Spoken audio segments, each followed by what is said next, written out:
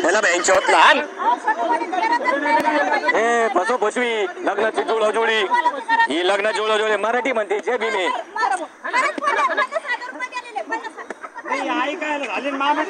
आई होती ना तू आई होती ना हान तिला हान रुबाब करीत होती हान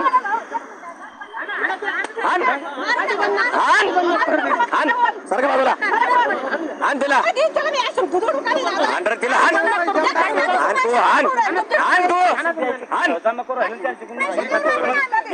हान हान हान तिला पैसे देते म्हणाले 50,000 घेतले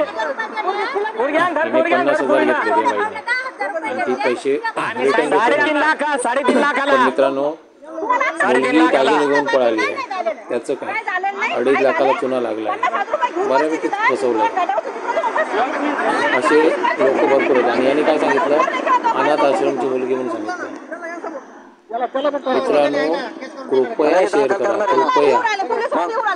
कृपया शेअर करा यांना पोलीस स्टेशनला नेणार आहे या लोकांना पोलीस स्टेशनला नेणार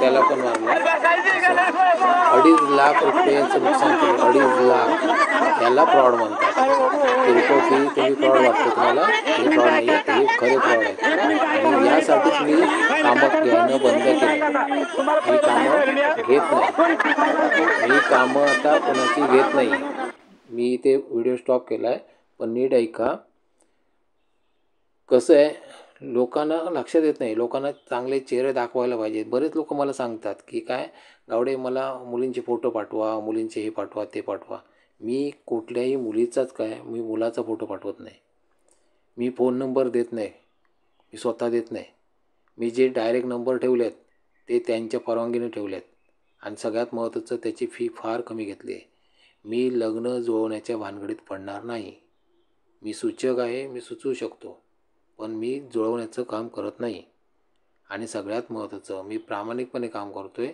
तुम्ही लोकांनी मला सपोर्ट नाही केलात पण हे लोक जे खोटे खोटे फोटो दाखवतात त्यांना तुम्ही सपोर्ट करता आता सांगा मग अशी फसवणूक जर झाली तर त्याला जबाबदार कोण आहे तुम्ही लोक आहात ना आता हा व्हिडिओ पूर्ण बघितलात तुम्ही म्हणजे पूर्ण नाही आहे मी थोडा व्हिडिओ चालवला पण सगळ्यांनी याची लक्षात घेतलं पाहिजे याच्यावरून तुम्ही शेअर पण करायला बघत नाही मी तुमचा भाऊ आहे किंवा तुमचा काका आहे तुमच्या घरातला व्यक्ती आहे मी तुम्हाला प्रत्येक वेळी सांगत असतो की असे व्हिडिओ कृपया शेअर करा पण तुम्ही लोक शेअर करत नाही का करत नाही सगळेजण वाचू शकतात मी खूप वेळा ओरडून सांगितलं अनाथ आश्रममध्ये मुली मिळत नाहीत मग तुम्ही का तिकडे जाता माझ्यावर विश्वास का ठेवत नाही तुम्ही मी भरपूर वेळा सांगतो आणि ह्या गोष्टीमुळे प्रत्येक मॅट्रोमनीची वाट लागली आहे सगळ्या मॅट्रोमनीची वाट लागली आहे ह्या अनाथ आश्रममुळे आणि याच्यामुळे सगळ्यांचं वाटोळं होणार आहे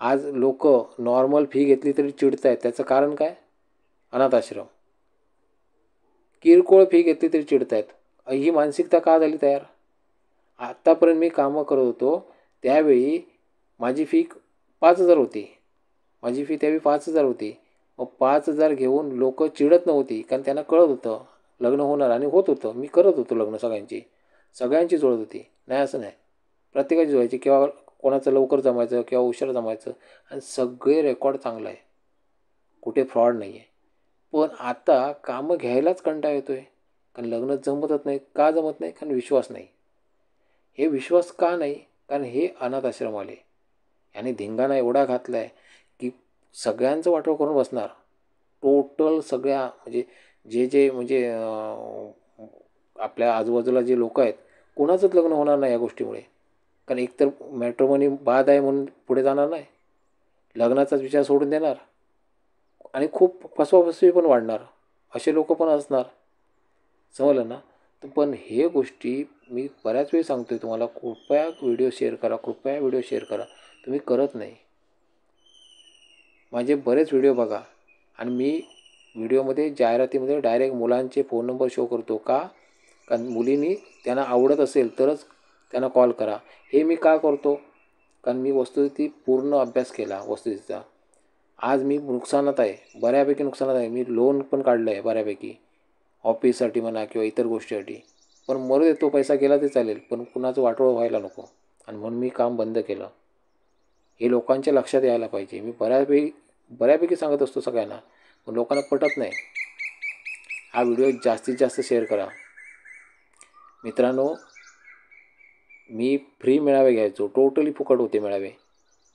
ते मेळावे मी बंद केले. मेळावेसुद्धा का बंद करावे लागले? कारण लोकांची जी मानसिकता आहे, मुली खूप मुश्किलीने येतात. मुली लगेच येत नाहीत, पटपट नाही येत मुली. पण जो काय नुकसान होणार होता, तो माझं नुकसान होणार होतं, तुमचं होणार नव्हतं. तुम्हाला फुकट यायला सांगत होतो मी. आणि जर मी किरकोळ लोकांची फी घेतली असते तर त्यांचं होणार होतं, कारण मला त्यांच्यावरच फोकस करायचं होतं. कारण मुली जे येणार ते माझ्याकडे असणार होत्या. ॲटोमॅटिक सगळ्यांची लग्न जुळणार होती. पण तुम्ही लोकांनी उपस्थितीत लावायची सोडून दिलात आणि म्हणून मी मॅट्रिमोनीचं काम मी बंद केलं. मी फ्री मेळावे बंद केले. मी माझा पैसा का घालू?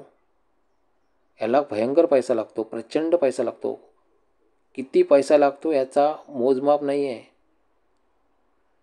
हे कोण विचारात घेऊ शकत नाही. आणि हे लोक खोटं काही सांगतात. अनाथ आश्रमच्या मुली यांना जागेवर पैसा मिळतो आहे. तुम्ही लोक जाऊन पैसा मग बॅग भरभरून जाऊन पैसे देता त्यांना. असं का करता? मी एका मंदिरात कार्यक्रम घेतला, मला 10 रुपये मिळाले. त्या मंदिरासाठी डोनेशन किती दिला मी, हे कोणी विचारलं का? अजून कोणी विचारलं नाही मला. आणि सांगायची गरज नाही तुम्हाला, कारण सांगणार पण नाही. काय फायदा आहे सांगून? तुम्ही किती लोकांनी कदर केली माझी? अरे असे कितीतरी लोक आहेत जे खरोखर काम करतात. पण विषय कसा, तुम्ही त्या लोकांकडे दुर्लक्ष करताय आणि नको त्या ठिकाणी भरकटता का? छान छान फोटो दिसतात. एक साधी गोष्ट आहे, अनाथ आश्रममध्ये एवढे सुंदर फोटो कुठून येणार आहेत? येणार आहेत का? याचा विचार करायचा. मग हे लोक बोगस आहेत. आणि दुसरी गोष्ट, आता मुलीच बोगस आहेत असं नाही आहे. तुम्ही सगळे लोक काय म्हणणार? मुली फ्रॉड आहेत, मुली फ्रॉड आहेत. मुलीच फ्रॉड आहेत असं नाही. आता नुकतंच एक प्रकरण गाजतंय बघा, हगवणे प्रकरण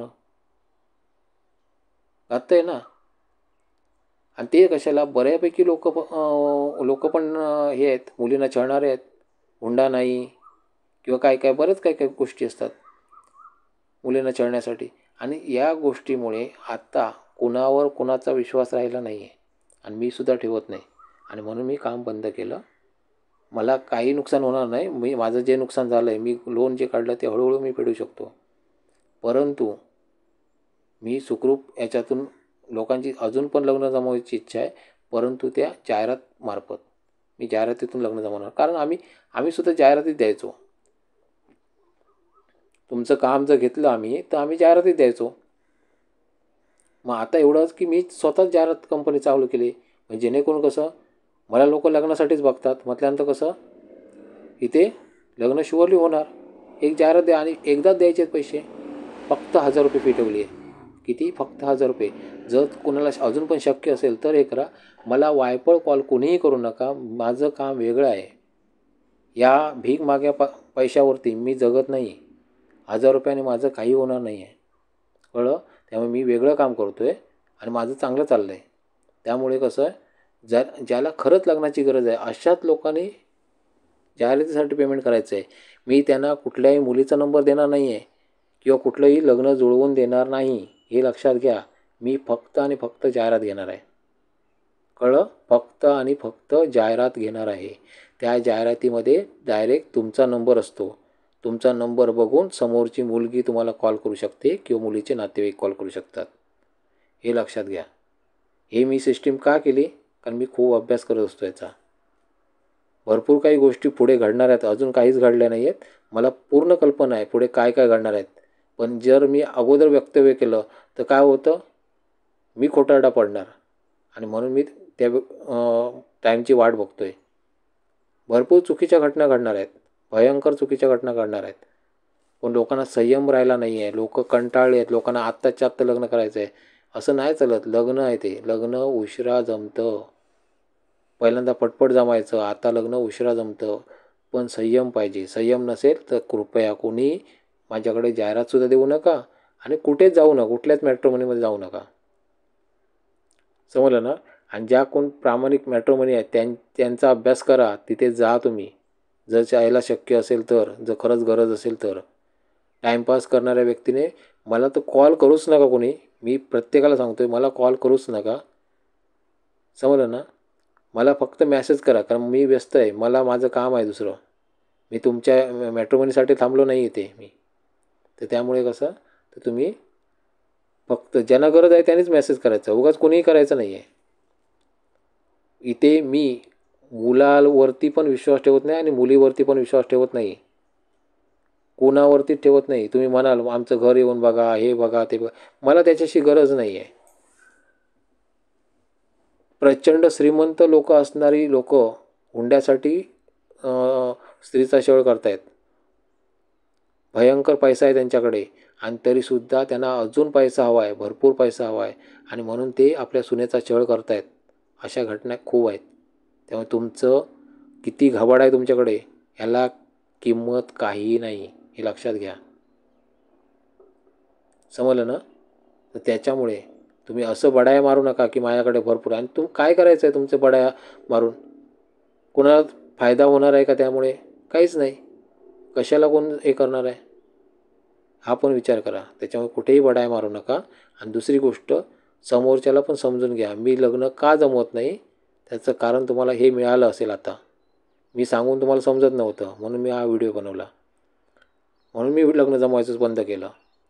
माझ्यावर एकसुद्धा पोलीस तक्रार नाही आहे आणि असणार पण नाही भविष्यात, येणारच नाही भविष्यात. कारण माझी रितसर जे काही मी काम करतो ते लेखी करतो, रितसर करतो. मी जे पैसे घ्यायचो 5,000 ते पण लेखी असायचे, लेखी व्यवहार असायचा. ते रिटर्न व्यवस्था असायची. रिटर्नचं पण कसं असायचं, लग्न बाहेरून जमलं तर रिटर्न असायचं. मी टाईमपासला बसलो नाही इथे. त्यामुळे कसं, मी लिगली काम करायचो. मी कुठेही अफरातफर केली नाही, कोणाची फसवणूक केली नाही. आणि ते आता बंद केलं ते काम. समजलं ना? सगळ्यांची लग्न जमणार आहेत, टोटल सगळ्यांची जमणार माझ्याकडे. पण विषय कसा आहे, फक्त आणि फक्त जाहिराती घेतो आहे आता मी जाहिरातच घेणार. कारण काय, मला कोणाचा विश्वास नाही. पटतंय त्याने फक्त मेसेज करा, बाकीच्याने मेसेज करू नका प्लीज. धन्यवाद.